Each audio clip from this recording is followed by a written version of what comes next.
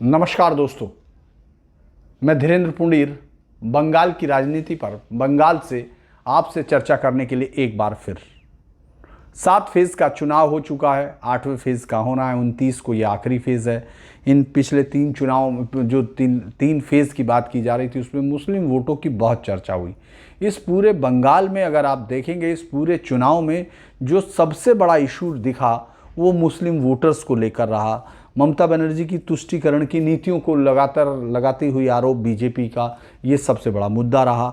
आखिर ऐसा क्या है, मुस्लिम वोटर्स कितने यहाँ हैं हर एक ज़िले में, वो कितना प्रभाव डालते हैं और आखिर ये तुष्टीकरण की कहानी चलती कहाँ से है, इस पर आज हम लोग गौर करने की कोशिश करेंगे। मैं आप लोगों के साथ शेयर करूंगा कुछ इस तरह के रिकॉर्ड्स जिससे ये पता चलता है कि आखिर इसका मतलब क्या है। लेफ्ट की उस पॉलिटिक्स में मुस्लिम वोटर्स का क्या मतलब था, फिर मुस्लिम वोटर्स कब शिफ्ट करता है, कब वो टीएमसी की ताकत बन जाता है और कैसे कांग्रेस उसको एक खास पॉकेट्स में बनाए रखती है। उस पर बहुत सारी चीज़ें हैं, अलग अलग जगह पर हैं, लेकिन हम आखिर इस पर बातचीत करते हैं कि ये है कितना। पहले 2 तरीके हो सकते थे कि या तो मैं ऐतिहासिक तौर पर लेकर चलूं कि किस तरह से समस्या शुरू हुई, या फिर मैं इस पर शुरू कर सकता हूं कि हर एक जिले में आखिर कितने वोट हैं जिनके लिए ममता बनर्जी ने अपने ऊपर ये आरोप स्वीकार किया कि वो मुस्लिम तुष्टीकरण कर रही हैं। इस पर उन्होंने कहा कि मैं किसी की परवाह नहीं करती, मुझे प्रोटेक्ट करना है क्योंकि मैं संभाव में यकीन करती हूँ। हालांकि उनकी कई सारी नीतियाँ आपको इस तरह दिखेंगी जो इस तरह के आरोपों को जो उन पर लगते रहे मुस्लिम तुष्टीकरण के, उसको थोड़ा सा दिखाती हैं कि आखिर वो क्या कारण है, क्यों ये 27% वोट बैंक उनके लिए इतना बड़ा हो जाता है कि वो बाकी तमाम वोट बैंक को निगेट करने लगती है। यानी बहुसंख्यक समाज की बहुत सारी जेन्युइन समस्याओं को भी वो सुनने से इसलिए इनकार करते दिखती हैं कि जिससे कि इस वोट बैंक में कुछ दरार ना पड़ जाए। हालांकि अगर 2011 की बात करें, जिस समय वो सत्ता में आई थी, उस वक्त उनको दोनों समुदायों से भरपूर समर्थन मिला था, लेकिन उन्होंने 2001 के बाद, यानी पहले जब एनडीए में वो थी और एनडीए के साथ ताकत के साथ उन्होंने चुनाव भी लड़ा था, उस वक्त उनका इस अल्पसंख्यक जो समुदाय के प्रति इतना प्रेम नहीं था। ये 2001 के बाद वो समझती हैं कि आखिर मुझे किस तरह की एक रणनीति की ज़रूरत है और किस तरह से वो 2007, 2009 के 2006 के जो सिंगूर और नंदीग्राम के आंदोलन है उसमें वो उसको पक्का करती हैं। तो हम इस पर पहले मैं कोशिश करता हूँ कि आखिर इसमें हर ज़िले में कितने वोट बैंक, कितने प्रतिशत मुस्लिम्स हैं, इसको डाटा से देखने की कोशिश करते हैं। ये कूच बिहार डिस्ट्रिक्ट से हम लोग शुरू करते हैं। कूच बिहार डिस्ट्रिक्ट में जो टोटल सीटें हैं, जो 9 सीटें हैं, मतलब एक और मैं इसमें 2 डाटा आपको देने की कोशिश कर रहा हूँ। आज चूँकि आखिरी फेज से पहले इस गुत्थी को मैं आपके सामने रखता हूँ, सुलझाने की कोशिश करता हूँ कि आखिर ये है क्या, क्योंकि इस पर बहुत सारे लोगों से आपने बहुत सुना होगा, लेकिन मैं आपको कोशिश करूँगा कि ये आंकड़े और किस रिकॉर्ड से ये शुरू होता है उसको बता सकूँ, ताकि आपको कुछ बेहतर लगे। कुछ लोग इससे सहमत हों, कुछ असहमत हों, मैं सबका स्वागत करता हूँ शालीनता के साथ। तो कूच बिहार में टोटल 9 सीट है, जिसमें से ऑल इंडिया तृणमूल कांग्रेस को 8 सीट मिली और लेफ्ट फ्रंट को 1 सीट मिली थी। ये हम लोग पुरानी सीट पर बात कर रहे हैं, जो चुनाव में वोट मिला था, जो सीट मिली थी जो 2016 के विधानसभा चुनाव में, उस समय की बात कर रहे हैं।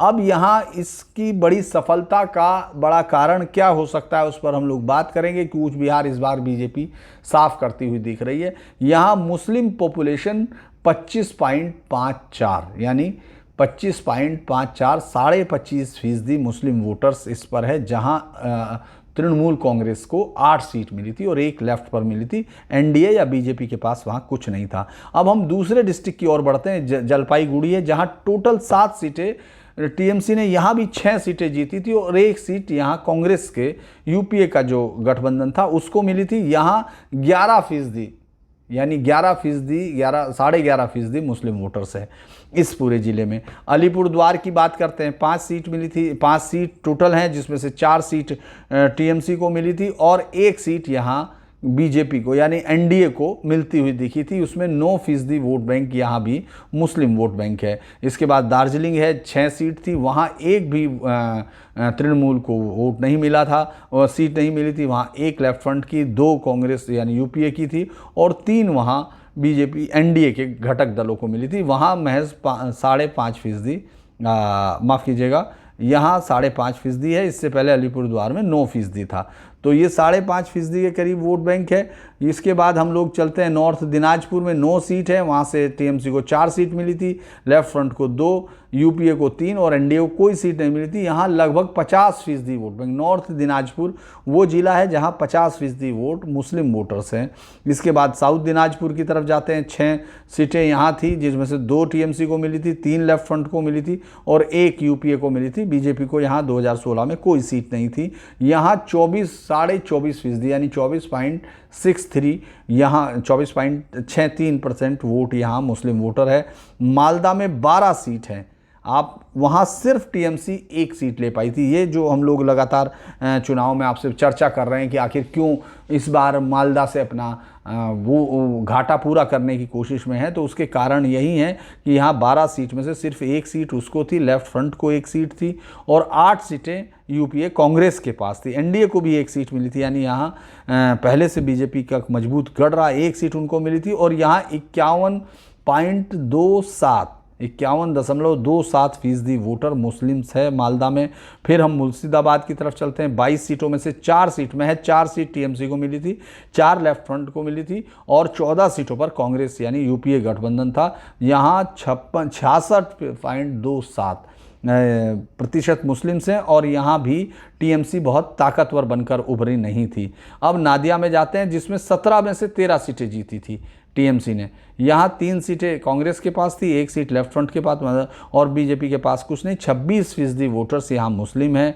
इसके बाद नॉर्थ 24 परगना में है, 33 सीट हैं, जिसमें से 27 टीएमसी को मिली थी। वही जो गढ़ है जिसमें इस बार बीजेपी घुसी है, जिसकी बात हम लोग कर रहे हैं, वहाँ भी 25.82% वोटर मुस्लिम है। साउथ 24 परगना में 31 सीट थी, 29 सीट टीएमसी को मिली थी, जिसको गढ़ कहा जा रहा था। 2 सीटें लेफ्ट फ्रंट को मिली थी और वहाँ 35.57 वोटर्स उनका है, साउथ 24 परगना में मुस्लिम वोटर है। कोलकाता में 11 सीट, 11 की 11 जीती थी टीएमसी ने और 20 से 20.60 वोट वहाँ मुस्लिम वोटर है। हावड़ा में 16 सीट में से 15 सीट जीती थी, यहाँ 26.20 है। हुगली में 18 में से 16 जीती थी, 15.77 वोटर है। ईस्ट मिदनापुर में 16 में से 13 जीती थी, ये टीएमसी की सीटें मैं बता रहा हूँ और उनका लगभग 14.59% वोट है। वेस्ट मिदनापुर में 19 सीट थी, 17 जीती थी, इसमें 10% है। पुरुलिया में 9 में से 7 जीती थी, जिसमें से 7.76% है वोट। बांकुरा में 12 सीट में से 7 जीती थी, वहाँ 8% मुस्लिम्स हैं और बर्धमान में 25 में से 19 सीटें जीती थी, 5 वहाँ लेफ्ट फ्रंट के पास गई थी, 1 कांग्रेस को मिली थी और वहाँ 20% से ज़्यादा वोटर्स हैं, मुस्लिम वोटर हैं, 20.73 का। बीरभूम में 11 में से 9 सीटें जीती थी, 1 लेफ्ट 1 यूपीए पर थी, बीजेपी के पास कुछ नहीं था। यहाँ 37% वोटर्स हैं। टोटल 294 में से 211 सीटें जब टीएमसी ने जीती थी, मैंने उसका ब्रेकअप आपको दिया है। 32 सीटें उस वक्त लेफ्ट फ्रंट को मिली थी और 44 सीटों पर कांग्रेस यानी लेफ्ट और 7 में 6 एनडीए पार्टी को उस समय वोट मिली थी। ये हम लोगों ने आपको एक मोटा सा मैंने ब्रेकअप दिया कि आखिर क्यों ये वोट बैंक टीएमसी के लिए बहुत महत्व रखता है और इसके लिए ममता बनर्जी ने तमाम आरोपों को झेलना स्वीकार किया, लेकिन इससे अलग जाना नहीं स्वीकार किया। जो लेफ्ट फ्रंट और इंडियन कांग्रेस को दोनों को मिलाकर 76 सीटें जो उन्होंने जीती थी, उसमें से आधी सीटें लगभग 32 सीटें यहाँ इस कंबाइन की 3 मुस्लिम डोमिनेटेड डिस्ट्रिक्ट्स में से नॉर्थ दिनाजपुर, मालदा और मुर्शिदाबाद में। यानी ममता बनर्जी को अगर इस बार के चुनाव में वहाँ मुकाबला करना था तो सीपीएम और इंडियन नेशनल कांग्रेस और बीजेपी के साथ थे, जबकि बीजेपी को सिर्फ टीएमसी से लड़ना था। तो इसीलिए हम लोग जब आपसे बात कर रहे थे कि 10 साल की इनकम्बेंसी के बीच यहाँ से टीएमसी से लड़ना है बीजेपी को, इसलिए बीजेपी को थोड़ी बहुत सीटें जो हम लोग बता रहे थे कि किस तरह बढ़ रही हैं, उसके पीछे एक ये कारण भी था। यहाँ नॉर्थ दिनाजपुर में मैंने आपको बताया 50% मुस्लिम पॉपुलेशन थी। 9 सीट में से 5 सीटें जो लेफ्ट फ्रंट और आईएनसी यानी इंडियन नेशनल कांग्रेस का है वो उसके पास थी। यहाँ 12 सीटों में से 9 सीटें मालदा में से उन्होंने जीती थी, जो 51% वोटर्स है। उसके अलावा मुर्शिदाबाद में फिर वापस मैं उसी आंकड़े की तरफ आपको ले जाने की कोशिश कर रहा था। ये आंकड़े में मेरी मदद काफ़ी उन्होंने की है और उस पर मैं बता भी सकता हूँ कि किस तरह से उन्होंने ये वोटर से मदद किया है। मेरा अजय कुमार जी ने, उन्होंने काफ़ी इस पर मेहनत की है और इनको ये बताने की कोशिश की है कि आखिर ये अब मैं आपको आगे, अब हम लोग इसमें देखते हैं कि कूच विहार में जो सीटें हैं उनके नाम अगर मैं गिनवा चुका हूँ या आपको सीट वाइज नहीं, एवरेज सीट पर 60,000 मुस्लिम वोटर हैं, यानी कूच विहार में 4 लाख के से ज़्यादा मुस्लिम वोटर हैं। अलीपुर द्वार में एवरेज 35,000 मुस्लिम वोटर है, जो एवरेज सीट है वहाँ, इसमें 35,000 वोटर मुस्लिम्स है, और अलीपुर द्वार में लगभग 2.25 लाख मुस्लिम्स वोटर हैं। जलपाईगुड़ी में 30,000 एवरेज सीट पर है, ऑन एवरेज सीट्स है 30,000 मुस्लिम वोटर्स, और जलपाईगुड़ी में 2 लाख के करीब मुस्लिम वोटर हैं। दार्जिलिंग में ये संख्या 30,000 मुस्लिम वोटर्स की है उन पर, और लगभग 2 लाख मुस्लिम वोटर है। हम लोग रायगंज की बात करते हैं, और लोकसभा सीट के हिसाब से मैं आपको बता रहा हूँ, क्योंकि अगर हम उस तरफ बात करते हैं तो फिर उसमें आपको एवरेज सीट पे 1.5 लाख मुस्लिम वोटर मिलता है, और नियरली 9 लाख मुस्लिम वोटर रायगंज पर है। बालूरघाट की बात करते हैं तो वहाँ एवरेज है 60,000 मुस्लिम पर सीट्स पर, और 4 लाख मुस्लिम वोटर वहाँ है। अगर हम लोग वहाँ की विधानसभा सीटों पर 40,000 के हिसाब से ये 4 लाख उन वोटर 9। अब हम आ जाते हैं मालदा उत्तर पर। मालदा उत्तर में ये जो सीट है उसमें एवरेज पर 1.5 लाख मुस्लिम वोटर है, और मालदा उत्तर में लगभग 9 लाख से ज़्यादा मुस्लिम वोटर मालदा उत्तर में हैं। मालदा दक्षिण में मुझे लगता है कि 1.25 लाख मुस्लिम वोटर पर सीट है, और 7.5 से 8 लाख मुस्लिम वोटर वहाँ टोटल उस विधानसभा पर। जंगीपुर का हम लोग बात करें तो उसमें भी 2.25 लाख पर सीट पर है एवरेज, और 11 लाख से ज़्यादा मुस्लिम वोटर वहाँ हैं। बहरामपुर में 1.5 लाख मुस्लिम पर सीट पर है, और वहाँ लगभग 10 लाख के करीब मुस्लिम वोटर है। मुर्शिदाबाद की बात करते हैं तो यहाँ 1.25 लाख मुस्लिम वोटर है, मुर्शिदाबाद में 8 लाख के करीब मुस्लिम वोटर हैं। अब लोग कृष्णा नगर की बात करें तो 60,000 मुस्लिम वोटर हर सीट पर, 4.5 लाख मुस्लिम वोटर वहाँ कुल मिलाकर हैं। रानाघाट में अगर हम लोग देखते हैं 60,000 मुस्लिम वोटर पर 4 लाख से ज़्यादा मुस्लिम वोटर है। बनगांव में अगर देखते हैं 60,000 मुस्लिम वोटर पर सीट पर है, और 4 लाख के करीब मुस्लिम वोटर है। बैरकपुर में यही 4 लाख मुस्लिम वोटर है, 60 लाख के हिसाब से। दमदम में फिर वही 60,000, मतलब मोस्टली 60,000 मुस्लिम। बारासात में यही हाल है, बसीरहाट में भी यही हाल है 4 साल, और जयनगर में थोड़ा सा हम लोग जाते हैं तो 75,000 पर एवरेज सीट पर है, 5 लाख के करीब मुस्लिम वोटर है। मथुरापुर पर है अगर हम लोग देखें 5 लाख मुस्लिम वोटर हैं लगभग, और 75,000 पर सीट पर है। इसी तरह डायमंड हार्बर की तरफ बात करते हैं, 75,000 पर सीट पर एवरेज मुस्लिम है वहाँ विधानसभा में, और 5 लाख मुस्लिम लोकसभा इस सीट पर बैठते हैं। जादवपुर में 75,000 मुस्लिम वोटर पर सीट है, 5 लाख वोटर्स हैं। कोलकाता दक्षिण, यहाँ एवरेज 75,000 वोटर है, और इसमें जो है कोलकाता दक्षिण में 5 लाख मुस्लिम वोट यहाँ माने जा रहे हैं कि इतना है। हालांकि 2.5 लाख के करीब अगर भवानीपुर की बात करते हैं 30-35 हज़ार मुस्लिम है, लेकिन हम एवरेज पे बात कर रहे हैं। कोलकाता उत्तर में भी 75,000, 5 हावड़ा में 60,000 जो मुस्लिम 4 लाख से ज़्यादा। उलुबेरिया में 60,000 पर सीट पर है। श्री रामपुर में लगभग 2.25 लाख मुस्लिम वोटर श्री रामपुर में हैं, वो उन पर है। हुगली में 50,000 पर सीट है, और वही लगभग 3 लाख वोटर हैं। आरामबाग में वो लोग 35,000 के करीब पर सीट पर हैं। तामलुक में 40,000 के करीब वो तमाम पर सीट पर हैं अगर हम लोग उसको देखते हैं। और इसके बाद कांती में, जिसमें कांती में जहाँ से ममता बनर्जी को हम लोग देख रहे थे कि उनकी पार्टी से जब निकल के गए वो, तो कितना ज़्यादा दिक्कत उनको हुई और किस तरह की एक लड़ाई हमने देखी, तो वो वहाँ 35,000 पर सीट है। घटाल में 35,000 है। झारग्राम में 30,000 पर सीट मुस्लिम्स है। मेदिनीपुर में 25,000 के करीब, ये एक एवरेज की बात हम लोग कर रहे हैं। और पुरुलिया में लगभग 20,000 वोटर है पर सीट है, और उसमें 1 लाख वोटर एवरेज की तरह बात कर रहे हैं। फिर बांकुरा में 20,000 के करीब है, 1 लाख मुस्लिम है। बिष्णुपुर में लगभग 1.5 लाख टोटल मुस्लिम वोटर है। बर्धमान पूरब में 2.5 लाख मुस्लिम वोटर पर सीट पर है। बर्धमान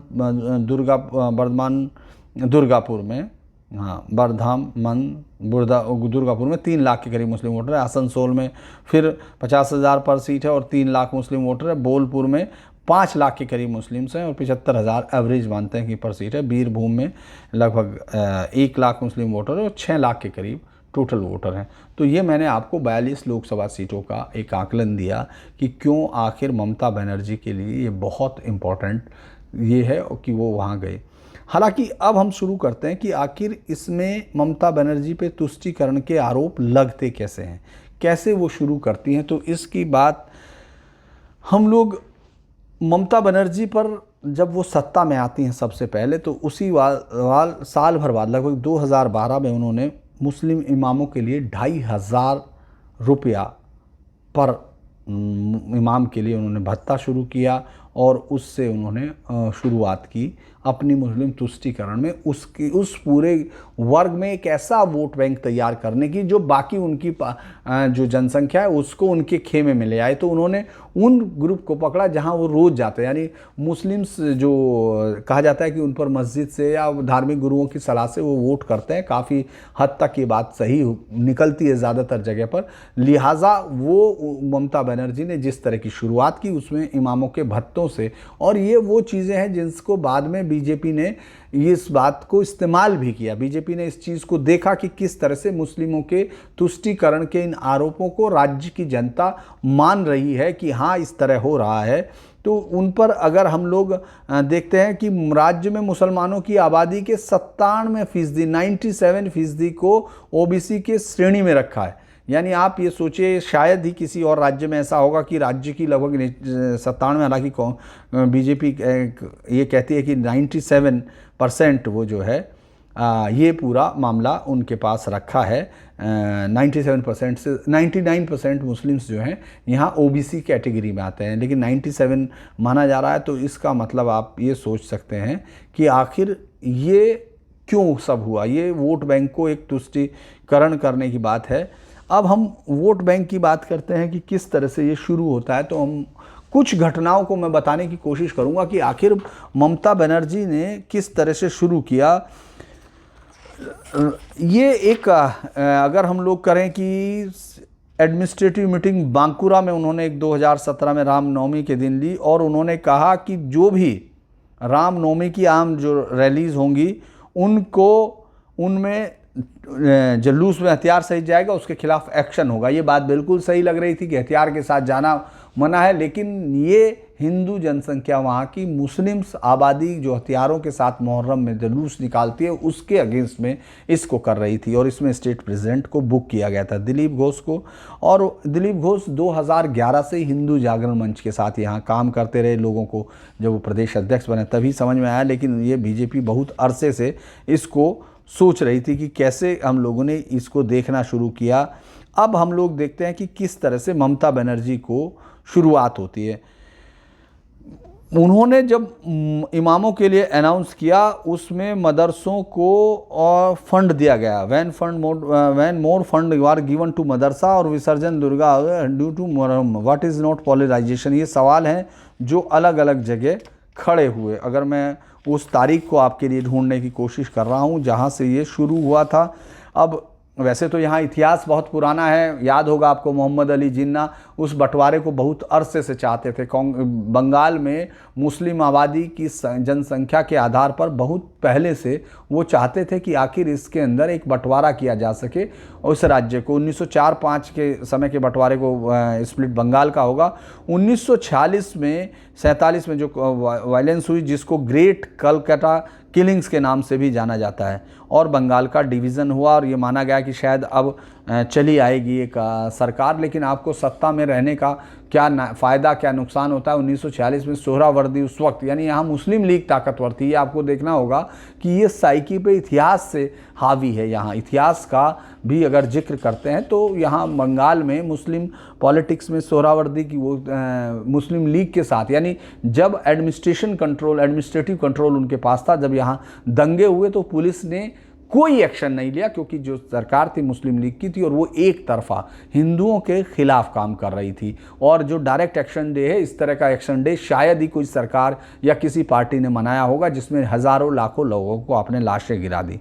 इस पर हम लोग बात करते हैं कि किस तरह से 1935 में यहाँ डेमोग्राफिक चेंजेस शुरू हुए थे। लेकिन हम लोग वापस सीधा, ये बहुत लंबा मैं इस पर बता सकता हूँ कि किस तरह से यहीं से जनसंघ भी बना था, लेकिन वो बहुत दिन तक यहाँ काम नहीं कर पाए। अब हम इसको शुरुआत करते हैं कि कैसे बंगाल की चीफ मिनिस्टर पर, अच्छा एक बात में आपको देखना पड़ेगा कि लेफ़्ट और राइट यानी लेफ्ट पार्टियां और राइट यानी बीजेपी, दोनों एक मामले में सहमत हैं कि ममता बनर्जी ने मुस्लिम तुष्टीकरण किया है और वो लगातार उस पर आरोप लगाते रहे। और उनका ये कहना है कि इसी का जो hard broader national narrative Congress BJP ने खींचा है वो विटनेस है मुस्लिम फंडामेंटलिज्म के, जो 90 से यहाँ शुरू हो गई, 1990 से शुरू हो गई, बहुत बड़े उस पर ले गई।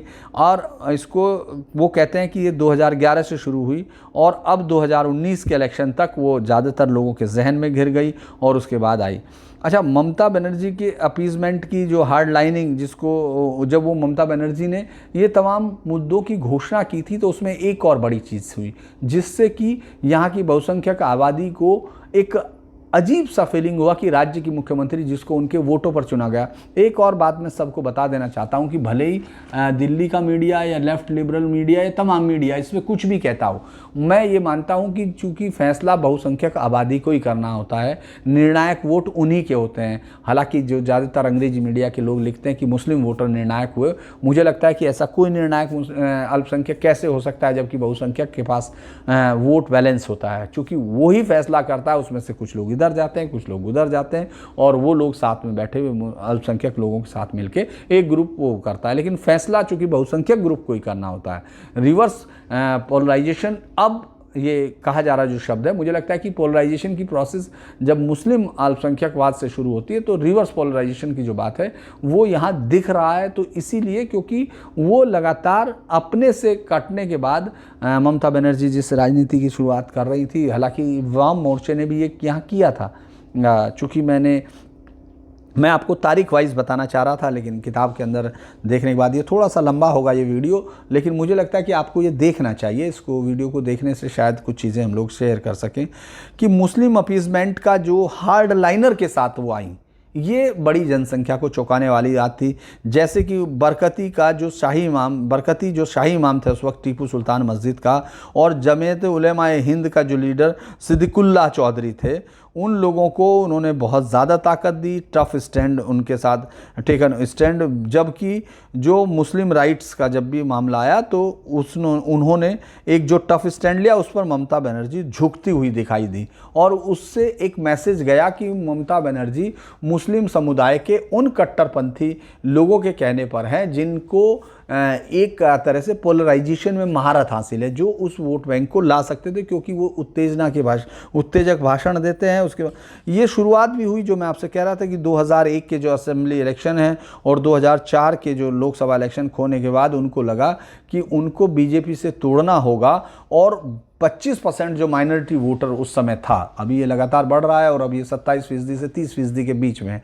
उस वक्त 2004 तक ये 25% था। उसमें उनको जो कांग्रेस और लेफ्ट के साथ है उस पर कब्जा जमाना होगा अगर वो राज्य की राजनीति में एक स्ट्रॉन्ग फोर्स बनना चाहती हैं। और इसके बाद उन्होंने एनडीए से अपना नाता तोड़ा। अब ममता बनर्जी का जो परसेप्शन था कि वो मुस्लिम कलरगी के साथ उन्होंने उन लोगों के साथ जो हार्ड लाइनर है एक रिश्ते बनाए, उनके साथ उन्होंने सहयोग करना शुरू किया और जो वहाँ की मध्यम वर्गीय आवाज़ें थी, जो लिबरल आवाज़ें थी, उनको इसीलिए बहुत तरजीह नहीं दी गई क्योंकि वो अपने साथ बहुसंख्यक वोट, मतलब मुसलमानों का बहुसंख्यक वोट नहीं ला सकते थे। तो मुझे लगता है कि ये जो है ये सिर्फ एक राजनीतिक स्टैंड था क्योंकि जो परसेंटेज में अभी भी उनकी संख्या बहुत कम थी। लेकिन ममता बनर्जी ने कहा कि कभी भी, ये लेफ़्ट के समय से शुरू हुआ कि लेफ़्ट ने, लोग कहते हैं कि लेफ़्ट ने कभी भी इस तरह से तुष्टीकरण नहीं किया, लेकिन लेफ़्ट का कोई भी एक भी कैंडिडेट कभी मुस्लिम बाहुल्य इलाकों में हिंदू कैंडिडेट कभी नहीं खड़ा किया गया। हालांकि उसके रिवर्स वो कर सकते थे लेकिन उन्होंने कभी नहीं किया। इसके बाद जो लीडरशिप थी उनमें से कोई मुस्लिम लीडरशिप। अब हम आतंक की बात करते हैं कि किस तरह से बुद्धदेव भट्टाचार्य ने कोशिश की कि जिस तरह से मुस्लिम फंडामेंटलिज्म का एक हिस्सा यहाँ बढ़ रहा था तो उन्होंने एक साफ तौर पर कहा कि ये बुद्धदेव भट्टाचार्य जी का कहना है कि स्टेट में जो कुछ मदरसे हैं वो मुस्लिम फंडामेंटलिज्म के हॉटबेड बन रहे हैं। इस बात को बाद में देखा गया जब खागरागढ़ ब्लास्ट हुआ यहाँ, तब ये बात सामने आई कि किस तरह मदरसों की भूमिका, लेकिन इस पर नब्ज रख चुके थे बुद्धदेव भट्टाचार्य। लेकिन यही बात उस समय मुस्लिम फंडामेंटलिस्ट या मुस्लिम वोट बैंक को रास नहीं आई और धीरे से ये वोट बैंक जो उनके साथ जुड़ा हुआ था, चूंकि एल के आडवाणी को बहुत ज़बरदस्त तरीके से यहाँ रोका, रथ यात्रा में ज्योति बसु ने काफ़ी कड़े शब्दों के साथ कहा था कि हम उनको जो वर्ड इस्तेमाल किए गए थे, उन्होंने कहा था कि किस तरह से वो ये शुरू करना चाहते हैं यात्रा, वो यहाँ स्वीकार्य नहीं, और काफ़ी और भी शब्दों का इस्तेमाल किया था। लेकिन अगर हम अब उधर जाते हैं कि एक रिजवानुर रहमान की शायद बहुत कम लोगों को याद होगा, ये एक सुसाइड हुआ, मुस्लिम युवा था, उसने सुसाइड किया 2007 में 21 सितंबर को ये घटना हुई थी। और ये कहा गया कि इसमें पुलिस के जो बड़े अधिकारियों के साथ मिलकर इंडस्ट्रियलिस्ट फादर ने, यानी हिंदू लड़की थी, उन्होंने इसके सुसाइड की मदद, जो सुसाइड कराया है, ज़बरदस्ती सुसाइड हुआ है। और रिजवानुर की उस सुसाइड ने यहाँ बहुत बड़ी सुर्खियाँ बटोरी थी और कहा गया कि पुलिस जो है टीएमसी की, लेफ्ट पार्टी की साथ दे रही है हिंदू पिता का, जो लड़की का पिता था। लिहाजा इसने जो लार्ज सेक्शन है मुस्लिम आबादी का, उसको टीएमसी के खेमे की तरफ जाना शुरू किया और लेफ्ट से जो टूटन हो रही थी वो धीरे धीरे यहाँ से बढ़ती हुई जा रही है। अब जो है 2008 में हुआ, जब उन्होंने, अब इस बात को गौर कीजिए कि लेफ्ट ने इस बात को सुधारने की कोशिश की, यानी मुस्लिम कट्टरपंथ को उन्होंने भी अपीज़ करने की कोशिश की। जब यहाँ 2008 में बांग्लादेशी राइटर तस्लीमा नसरीन थी, उनको कोलकाता छुड़वाने के लिए बाकायदा ये कहा जाता है, ये आरोप है कि प्लान्ड और कोऑर्डिनेट, यानी समन्वय के साथ साजिश रचकर दंगे शुरू हुए और उनको हार्ट ऑफ कोलकाता में शुरू हुआ। और इसमें जो है उनको मुस्लिम फंडामेंटलिस्ट फोर्स ने उनको जाने पर मजबूर कर दिया। और ये मुस्लिम अपीजमेंट ने मुस्लिम आबादी को, ख़ास तौर से उसके उस उग्रपंथी तत्वों को ये ताकत दी कि वो झुका सकते हैं, वो ब्लैकमेल कर सकते हैं सरकार को। और इसके चलते हुए यहाँ से वो चली गई, यहाँ से वो गई। और ये जो लेफ्ट फ्रंट का जो कोशिश की उन्होंने बचाने की, लेकिन तब तक 2007 और 2008 ये जो मूवमेंट, 2006 और 2007 का जो ज़मीन लेने का जो मूवमेंट, मतलब उद्योगों के औद्योगिकरण के लिए जिस तरह से लेने की ज़मीन शुरुआत की थी लेफ्ट मोर्चे ने, वहाँ भी काफ़ी हद तक मुस्लिम किसान थे। मुस्लिम किसानों की संख्या भी वहाँ ठीक ठाक थी। और ये भी चीज़ उनको, यानी दो ही थे, शेड्यूल कास्ट पॉपुलेशन थी और मुस्लिम पॉपुलेशन, जो ज़्यादातर किसानों की पॉपुलेशन थी। और उनको बिना विश्वास में लिए जब ये शुरू हुआ, तो जो नंदीग्राम में केमिकल हब बनना था, इसमें भी कहा गया माइनॉरिटी डोमिनेटेड था, यानी उनका ये संख्या जो भागनगर, अमडांगा और सम अदर पार्ट थे नॉर्थ 24 परगना के, वो मुस्लिम को लेफ़्ट से एलिनेटेड उन्होंने शुरू कर दिया, क्योंकि मुस्लिम किसानों की ज़मीनें जा रही थी। और धीरे धीरे इस आंदोलन में टीएमसी ने अपने आप को घुसाया और उससे वो सब वहाँ आना शुरू हुआ, उनके वोट बैंक शुरू हुआ। अब ममता बनर्जी ने अपनी पोजीशन कैसे शुरू की, वो समझ गई कि अब ये बदल रही है, जो लहरें दिशा बदल रही हैं, अब उनको जो है ये करना होगा। और इस दौरान वो एक इंटरव्यू लेने गए हुए पत्रकार को इसलिए लगभग 1.5 घंटा इंतज़ार कराती हैं, लगभग ओवर हाफ एन आवर, एक आधे घंटे से ज़्यादा, क्योंकि वो नमाज ऑफ़र करने गई और इफ्तार के लिए। इसके बाद उन्होंने एक हिजाब, इस रिजुअल को, जो फ़ोटो आप देखते हैं उस तरह के फ़ोटोज़ में उसी तरह का हिजाब उन्होंने वो पहना हुआ था। और ये सिंबॉलिक जेस्चर थी, अननेसेसरी थी, लेकिन पॉलिटिकली इसका मैसेज था। यानी उन्होंने उस समय से मैसेज देना शुरू कर दिया था, वो हिजाब पहन के उसमें इफ्तार में जाना। और जो लार्ज सेक्शन था, जो मैं एक बार पहले कह चुका कि 2011 में दोनों सोसाइटीज़ ने उनको एक तरफा दिया था, लेकिन ममता बनर्जी अपने वोट को स्टैंड करने के लिए और फ्यूचर में उसको एक क्रेडिट कार्ड के तौर पर इस्तेमाल करना चाहती थी। इसीलिए इंडिपेंडेंस डे सेलिब्रेशन 2011, यानी 15 अगस्त 2011 को जो इंडिपेंडेंस डे था, जो स्वतंत्रता दिवस था, हम लोग उस दौरान जो देख रहे थे, तो वो उनको लगा अचानक ये क्या हुआ, जब उन्होंने ममता बनर्जी को अपने सर पर और शोल्डर्स पर एक सफ़ेद कपड़ों में पहन के राइटर बिल्डिंग्स आते हुए देखा।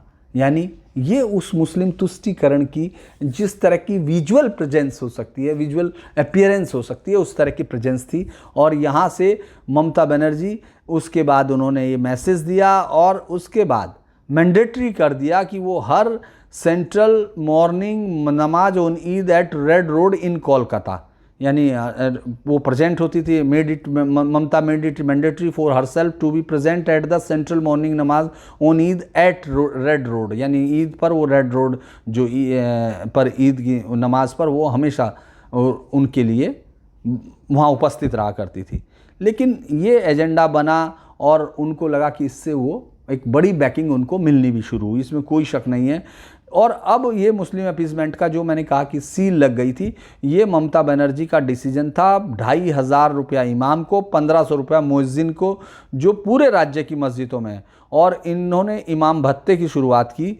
ये चैलेंज हुआ कोर्ट में इसमें चैलेंज किया गया और कोर्ट ने कहा भी कि आप कैसे राज्य की मनी को, गवर्नमेंट को इस तरह की स्कीम पर जो कि एक खास धर्म से रखती है, उसको अनकॉन्स्टिट्यूशनल कोर्ट ने करार दिया। लेकिन ममता बनर्जी ने एडामेंट रही और उन्होंने अपने प्लान को 500 करोड़ रुपया किसको अलाउंस दिए, इस अलाउंस के लिए वक्फ बोर्ड को अलॉट कर दिया। यानी ये वो लड़ाई थी जहां कोर्ट ने जिसको अनकॉन्स्टिट्यूशनल कहा, ममता बनर्जी ने उस भत्ते को देने के लिए एक दूसरा रास्ता निकाला और वो भत्ता शुरू हो गया। ये 2011 की बात है, जबकि वो राज्य की जनता के प्यार से चुनकर आई गई। इससे बहुत सारे लोगों को बहुत दिक्कत हुई, लेकिन इसको उस समय कहा गया कि इमाम जो कलरगी हैं वो देते हैं उस समय मंच से, वो बोलते हैं मतलब ईद पर और तमाम इस तरह के अवसरों पर, वो उस मुस्लिम जनता को बहुत ज़्यादा प्रभावित करते हैं। और उन सब के पत्ता मिलने के बाद वो सब मुस्लिम वोटर्स को इमाम लेकर ममता बनर्जी के खेमे में चले आए। इससे ये बात ज़रूर हुई कि ममता बनर्जी ने एक बड़ा वोट बैंक अपने लिए इकट्ठा कर लिया। लेकिन यहीं से वो शुरुआत भी होती है, क्योंकि बीजेपी धीरे धीरे, उस समय कोई बहुत शक्ति के तौर पर नहीं थी, कहीं नहीं थी, लेकिन उनके पास एक एजेंडा था, उसमें उन्होंने किस तरह से उसकी शुरुआत की। अब सिद्दीकुल्लाह चौधरी जो उनके बहुत करीबी होते थे, जो मैंने आपको बताया कि प्रेसिडेंट जमीयत उलमा हिंद बंगाल के थे, उन्होंने रिफ्यूज़ किया। एक और बड़ा कारण हुआ कि 2016 में जो सुप्रीम कोर्ट का जो ऑर्डर था वो ओपनली रिफ्यूज़ किया कि जो सुप्रीम कोर्ट का ऑर्डर था ट्रिपल तलाक का, उनको ममता बनर्जी ने 2016 में अपने मंत्रिमंडल में जगह दी। यानी बरकती को वो ताकत दी गई थी, वो सरकार के फैसले प्रभावित कर सकते थे, और सिद्दीकुल्लाह जो सुप्रीम कोर्ट को मानने को तैयार नहीं, वो ममता बनर्जी के उसमें उनको जगह मिलती है। और पोस्टर्स में जो हम लोगों ने उनको देखा, अब इस तरह के पोस्टर ममता बनर्जी हिजाब में दिखने लगी, उनको इमाम भत्ता देने लगी, ओवरवेलमिंग मुस्लिम का ये एक राज्य में कल्ट बनाई। उन्होंने कहा कि ये जो सरकार है मुस्लिमों के लिए काम करती है और ये हिंदू हितों को प्रभावित कर रही है। तो ये बात धीरे धीरे उन तमाम इशूज से शुरू होती है।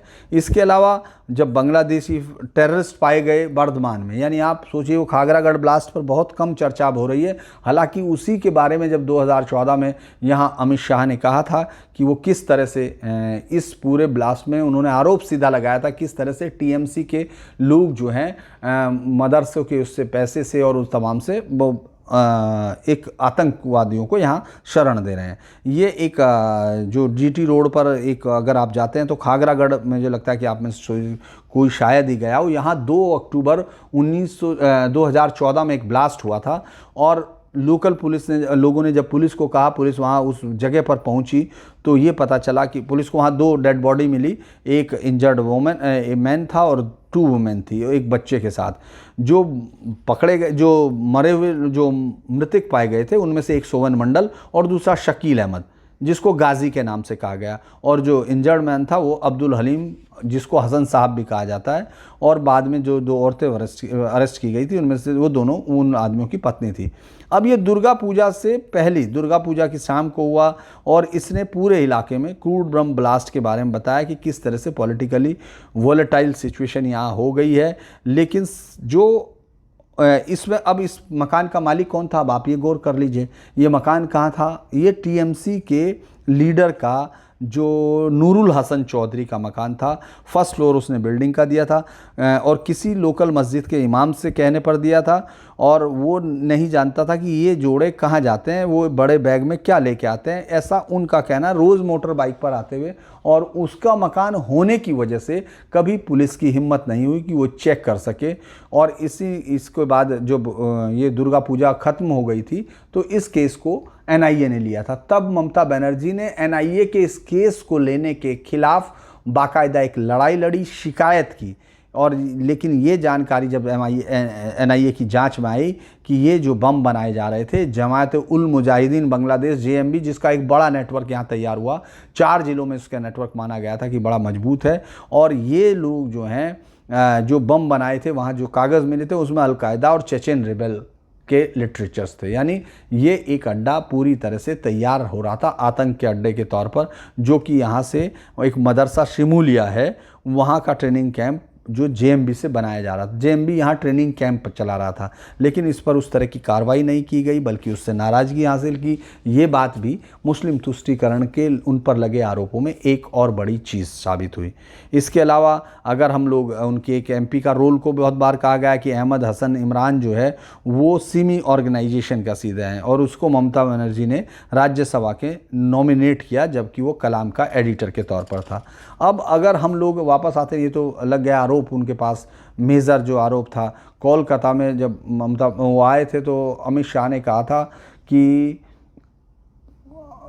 विच डन नॉट, हाँ उन्होंने कहा था कि हमारा मिशन है बंगाल को टीएमसी फ्री स्टेट बनाना, क्योंकि ये जो ममता बनर्जी का काउंटडाउन शुरू हो गया और खागरागढ़ ब्लास्ट में वो उनके लोग शामिल हैं, इस तरह के आरोपों के साथ शुरू हुआ। और जब ये आरोप लगाया गया तो उसके बाद ममता बनर्जी से पूछा गया तो उन्होंने कहा इस पर रिएक्शन देने की बजाय कि अमित शाह कौन है अमित शाह। और वही अमित शाह ने उस बात को फिर उसी में 30 नवंबर की एक रैली में इस पर जवाब देते हुए कि मैं अमित शाह बीजेपी का कार्यकर्ता हूं और मैं बंगाल से टीएमसी को उखाड़ने आया हूं। इस बार अगर ये चुनाव हो जाएगा तो मुझे लगता है, और बीजेपी अगर जीतती है तो अमित शाह इस बात को ज़रूर याद करेंगे। इसके बाद हम लोगों ने आपको बताया कि कालिया चक का एक दंगा 2016 का है, जिसमें किस तरह से एक बच्चे ने जो है कि लड़के ने जो वह हाँ हिंदू महासभा के जो कमलेश तिवारी के उस कमेंट पर जो लखनऊ में हुआ था, जिसका यहाँ से कोई लेना देना नहीं है, यहाँ पूरे दंगे हुए और पूरे दंगे के बाद उन्होंने जो वीडियो काली चक्का है उसका ऑफिस तहस नहस कर दिया, रेल रोक दी गई, आवाज़ लगा दिया गया। लेकिन जब वहाँ पुलिस को उनके ऊपर कार्रवाई करने के लिए कहा गया तो पुलिस की तरफ से उस तरह की कार्रवाई हुई नहीं। यहाँ तक कि इसमें कहा गया कि सीमा पार करके, कालियाचक वो गांव है जिसका बॉर्डर से एक रिश्ता मिलता है। मुझे लगता है कि आज का वीडियो काफ़ी लंबा हो रहा है, लेकिन मुझे लगता है आपको ये समझना होगा कि किन कारणों की वजह से ममता बनर्जी को, हालांकि मैं इतिहास में नहीं जा रहा हूँ, बहुत सारे जो उससे पहले किए हैं, लेकिन इस पर आपको समझना होगा। मैंने पहले एक आउटलाइन दी कि किन किन जिलों में कितनी जनसंख्या, क्यों ममता बनर्जी इसके लिए वो करती हैं। और ये बांग्लादेश के साथ था, ये फेक करेंसी का और उसका एक बहुत बड़ा हब भी था ये मालदा टाउन, और ये सब का रिश्ता बांग्लादेश से था। लेकिन लगातार ये देखने में आया कि पुलिस उस तरह का एक्शन यहाँ नहीं ले पाई और उसको ना ही सेंट्रल के साथ शेयर किया गया। इसको भी एक पोलराइजेशन का एक इशू माना गया और ये माना गया कि कालियाचक की घटना वो बिगिनिंग थी, जिसके बाद छोटे छोटे दंगे यहाँ होने शुरू किए। इसके अलावा बहुत बड़ी संख्या में आपको दिखेगा कि मुस्लिम इलाकों में, जो मुस्लिम इलाके हैं, चाहे वो कोलकाता के हों चाहे कहीं के भी हों, वहाँ इस बात की लगातार शिकायत हिंदू समुदाय की तरफ से मिलती है कि वहाँ जब ट्रैफिक चालान तोड़े जाते हैं उनका कोई चालान नहीं कटता। यहाँ तक कि कोरोना में भी अगर आप जो लॉकडाउन हुआ था उसमें वो लॉकडाउन जितना इम्प्रेसिव हिंदू इलाकों में करा गया, ये मैं आरोप बाकायदा बता रहा हूँ जो लिखे हुए हैं, अलग अलग किताबों में हैं, उनमें साफ तौर पर कहा गया यही लॉकडाउन, यानी कोरोना का लॉकडाउन जो लेटेस्ट जो लास्ट टाइम का लॉकडाउन है वो उन इलाकों में नहीं था जिसमें मुस्लिम डोमिनेटेड था, जबकि हिंदू इलाकों में उसको सख्ती के साथ लागू किया गया था। इस तरह के आरोप लगातार लगते रहे। जो धूलागढ़ में जब दंगे हुए, भाटपारा, बशीरहाट में, नॉर्थ 24 परगना, आसनसोल, और वो जो है कालियाचक इंसिडेंट के बाद के दंगे हैं, जिसमें ये माना गया कि मुस्लिम कम्युनिटी को रूलिंग पार्टी पैट्रोनाइज करती है और उसी की वजह से इससे पहले कभी भी इस तरह का जो शक्ति प्रदर्शन है मुस्लिम समुदाय बहुसंख्यक इलाकों में जाकर नहीं करता था। जैसे कि पार्क सर्कस, जो मुस्लिम डोमिनेटेड पॉकेट हैं, वहाँ जो मुस्लिम डोमिनेटेड पॉकेट के अलावा पार्क सर्कस, राजा बाजार, मटिया बुर्ज एंड खिदिरपुर इन कलकत्ता, यहाँ भी इस तरह की बातें आई कि यहाँ वो लोग कानून नहीं मानते हैं। और जो लीडर्स हैं वो मुस्लिम युवाओं को सपोर्ट करते हैं हिंसा में। और अब ऐसे में हिंदुओं के पास कोई ऑप्शन नहीं बचा है कि वो बीजेपी को वोट करें। इस तरह की बातें यहाँ आपको दिखेंगी। अब एक और इंसिडेंट मैं बताना चाहता हूँ इसके साथ, हालांकि मेरे पास बहुत सारे डाटा अभी बचे हुए हैं और ये आप कह सकते हैं कि भाई आपको पहले से छांटना चाहिए था, लेकिन चूंकि पूरे दिन यहाँ कोरोना के से बचना और उसके बाद आप लोगों से बात करना भी मुझे लगता है कि रोज़ ज़रूरी हो जाता है। अब मैं आपको बताता हूँ, Tapan Chaudhary special branch police officer को ड्यूटी के दौरान कॉलेज स्टूडेंट यूनियन के इलेक्शन में गार्डन रीच में 12 फरवरी 2013 को इसका मर्डर किया गया था, जो कि after the incident in this Firhad Hakim ने दावा किया कि इसके मर्डर में, ये जो फिरहाद हकीम आप समझ ही रहे होंगे कितने ताकतवर नेता हैं टीएमसी के, कितनी उनकी सत्ता में चलती है। उन्होंने कहा कि ये कांग्रेस के लोकल लीडर मुख्तार ने इसके किलिंग के पीछे है। और लेकिन अब उसी वक्त एक कैमरा फुटेज आ गया जिसमें कि एक यंग लोकल चैनल जिसने दिखाया कि हमलावर जब वो शूटिंग कर रहा है, पुलिस वाले गोली मार रहे, it was clear TMC leader Mohammad Iqbal alias Munna इस किलिंग के पीछे था। यानी इसमें वीडियो फुटेज साफ था, लेकिन जो फिरहाद हकीम जिसको आज अब राइट हैंड है जो, उनको उन्होंने कहा कि वो जो है, और वो इसके बाद वो अटेम्प्ट था असाल्ट करते हुए दिखाई दिया, भीड़ को उकसाते हुए दिया। और नेक्स्ट टू मुन्ना माफ़ कीजिएगा, footage caught during the incident by young video journalist local channel show the it was clear that TMC murder Ilyas was behind the killing. इस किलिंग के पीछे इलियास मुन्ना था, क्योंकि उसके साथ Munna had with someone over the phone. इसमें जो है मीडिया के साथ जब बातचीत हो रही थी, a local TV channel broadcast a conversation, Munna had with someone over the phone where he was heard saying I am silent, should I go underground for some time, you find out, ask Firhad Hakim sahab to find out, I am telling anything to any.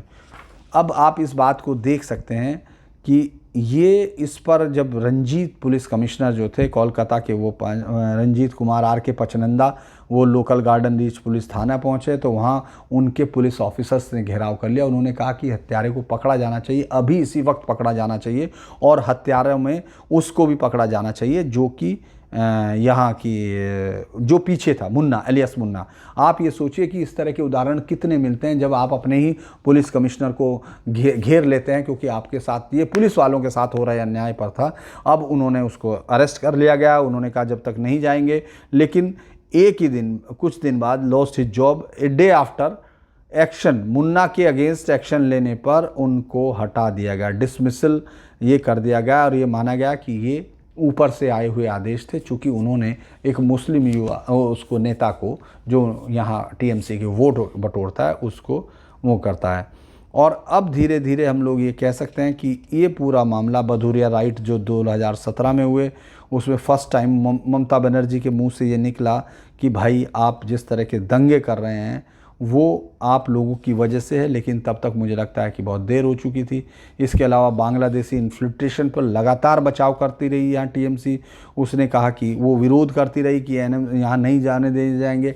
Rohingya का मामला यहाँ लगातार उठा कि जब NGO की guard में जो है टीएमसी के नेता यहाँ बाकायदा उनको बसाते रहे, उनको बाहर निकालने से जब बाहर निकाला जा रहा था, निकालने की बात चली तो बाकायदा टीएमसी लीडर जो लोकल देश बचाओ सामाजिक कमेटी के एक लोकल टीएमसी लीडर हुसैन गाजी ने एक कैंप बनाया जिसमें 100 रोहिंग्या रिफ्यूजी जो हरदाहा विलेज के साउथ 24 परगना में थे उनको वहाँ रखने के लिए, और स्टेट गवर्नमेंट ने कहा कि हम सेंट्रल गवर्नमेंट की डायरेक्टिव्स नहीं मानेंगे, और इस पर जो है नवन्ना से उन्होंने कहा कि हमको ह्यूमैनिटेरियन ग्राउंड से सीखना होगा। अब एनआरसी और सिटीजनशिप अमेंडमेंट जब आया तो जिस तरह से उन्होंने विरोध किया, वो टीएमसी ने वोट शेयर उनका उन हिस्सों में, अब इसका जवाब भी मिलना शुरू हुआ। जब जिस तरह से विरोध किया गया तो टीएमसी का वोट शेयर 55 असेंबली कॉन्स्टिट्यूंसी में जो है नीचे गिरना शुरू हुआ, जो कि शेड्यूल कास्ट की मतुआ और large section of Bangladeshi refugee North Bengal में थे, और शेड्यूल ट्राइब्स। बीजेपी टीएमसी का जो बॉर्डर्स पर जो नॉर्थ बंगाल के पास थी उनमें बीजेपी का वोटर्स बढ़ना शुरू हुआ। ये जो 2-3 चीज़ें और हैं जो एक आपको याद होगा कि दुर्गा पूजा, ये बीरभूम के डिस्ट्रिक्ट कांगला पहाड़ी विलेज में हुआ था। हिंदू कम्युनिटी के लोग जो हैं ईद पर सेलिब्रेशन पर रोक लगा रहे थे, क्योंकि उस दिन उनके गायों की बलि देते थे, गायों का वो काटते थे, उसी समय बकरी और गाय काटते थे। उधर जो उन्होंने मुस्लिमों ने दुर्गा पूजा पर रोक लगाई और प्रशासन ने दोनों पर रोक लगा दी। मुस्लिमों ने आपत्ति उठाई दुर्गा पूजा पर, जबकि हिंदुओं का कहना यह था कि यहाँ गायें कटती, उनकी आपत्ति उस पर थी। लेकिन प्रशासन ने अपने आप को दिखाते हुए दोनों पर रोक लगा दी। ये यहीं से वो दुर्गा पूजा पर रोक की बात शुरू होती है जिस पर। इसके अलावा जो सरस्वती पूजा थी उसमें उलबेरिया का एक स्कूल है जहाँ प्रॉफेट मोहम्मद के मिलाद उन नबी पर स्कूल की परमिशन न होने के बावजूद वहाँ प्रोग्राम किया गया। जबकि इसी स्कूल में जब सरस्वती पूजा हुई, जो कि फर्स्ट टाइम 65 साल तक चलती रही, उसमें स्कूल ने परमिशन देने से मना कर दिया।